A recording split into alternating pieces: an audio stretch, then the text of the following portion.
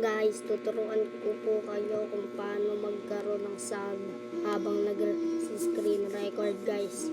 Ganito lang po yan. Tuturo ko muna sa inyo kung paano i-download tong screen recording. Punta ka lang po dito sa settings.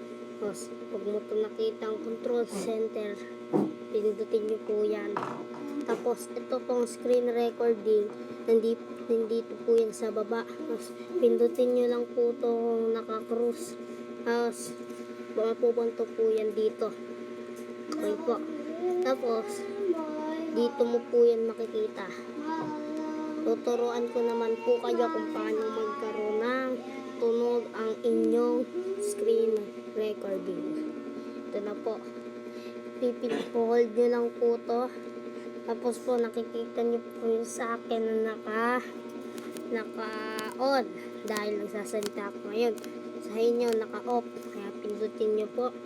Tapos magkakaroon na po ng sound ang inyong mga video. Thank you for watching, guys. Thank you.